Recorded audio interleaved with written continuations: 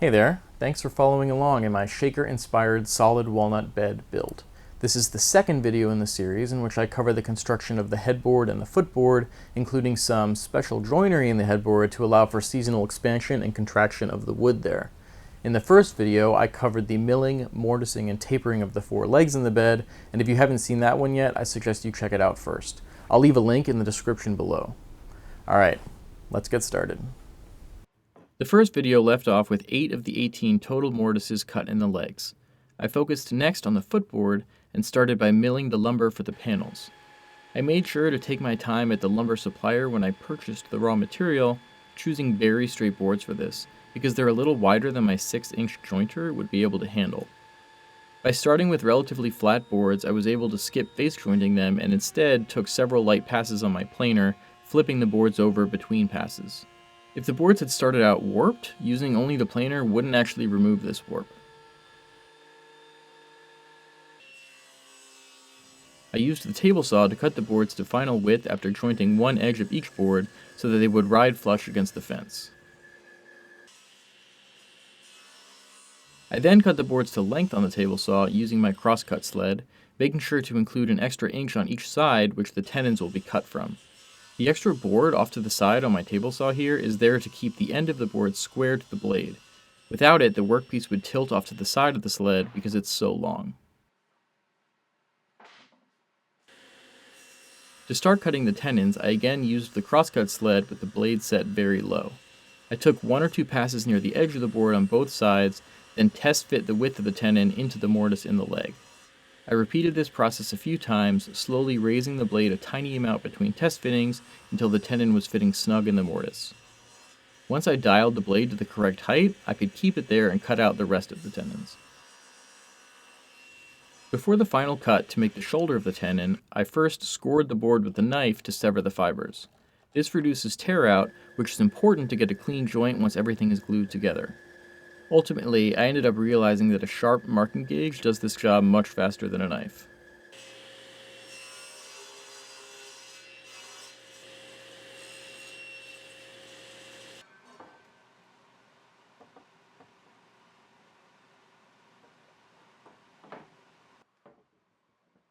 With the tenon cut to width, I laid the board out on top of the leg mortises and marked out where the tenons should go. I cut out the tenons roughly on the bandsaw.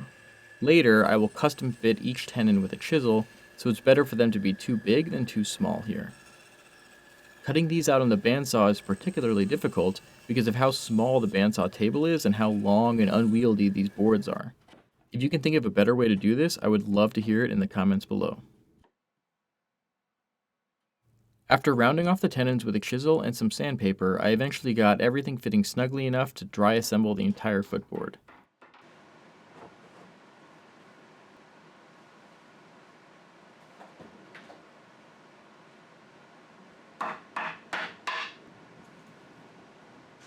As you can see, I'm pretty pleased with how these joints turned out. Next up is the bottom rail of the headboard. We'll get to the top panel later because it's a little different. The mortises for the bottom panel and the legs are cut in the same way as I showed in the first video, and the tenons are cut in the same way as I just showed for the footboard.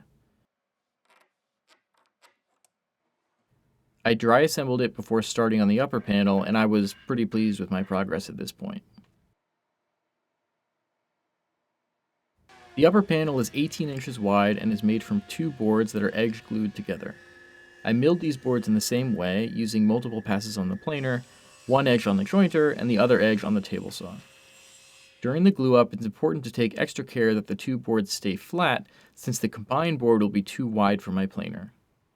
This would be a great time to use a biscuit jointer, but I don't have one, so I tried to use some 2x4 cauls with packing tape on them to help out instead. The packing tape is there to prevent the cauls from getting glued to the panel from squeeze out in the joint. As you can see, I'm pretty happy with how the panel turned out.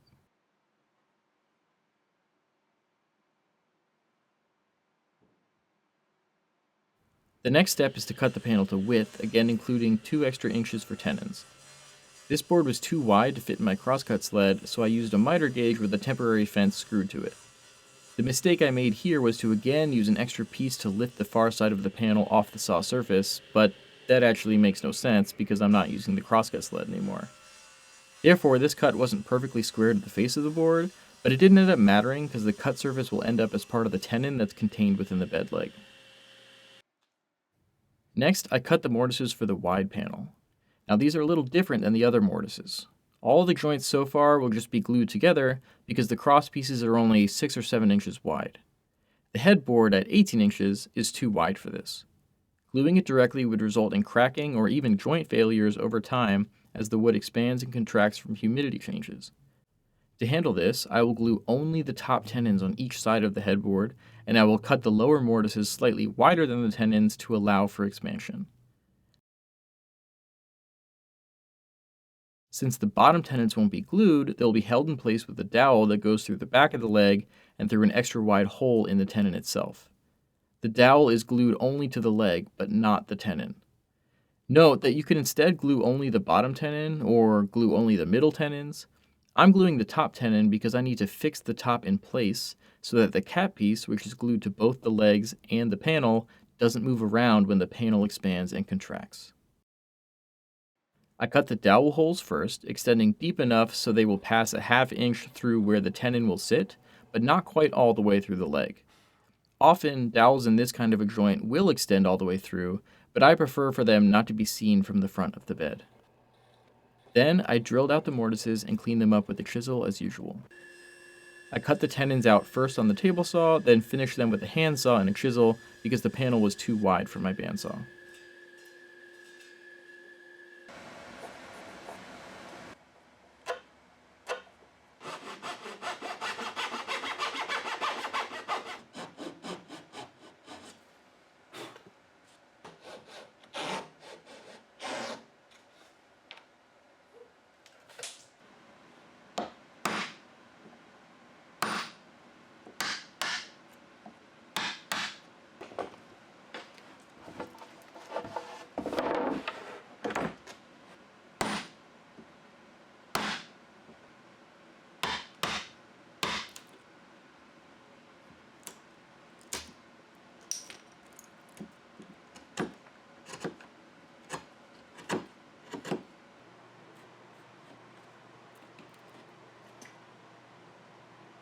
As you can see here, the tenons fit snugly in the mortises, but have a little wiggle room left on each side to allow for expansion.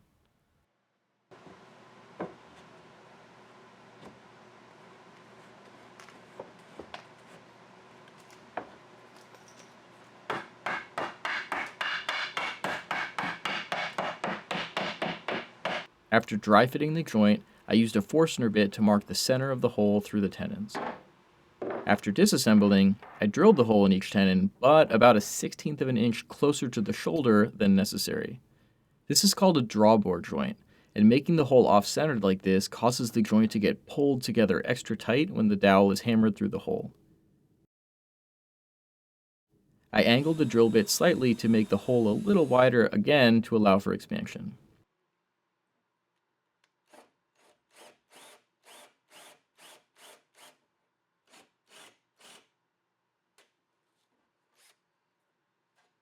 I cut out the dowels and sanded down the leading edge of each to help them fit through the off-center hole during the glue-up.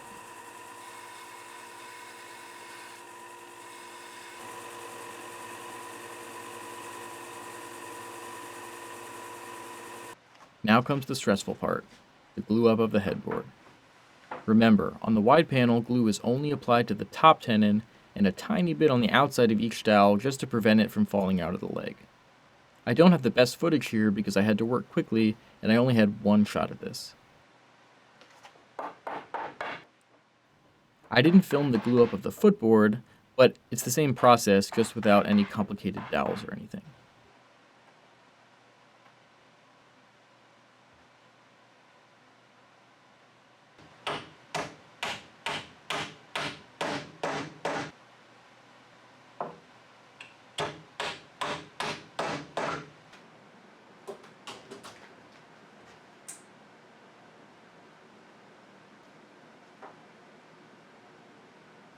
After the glue dried, I trimmed and sanded down the dowels flush.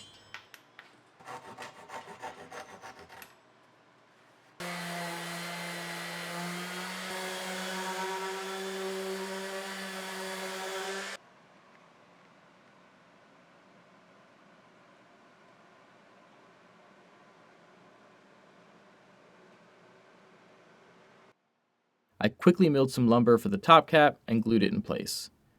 The yellow clamps that you see on the ends are there just to help me get the top cap centered.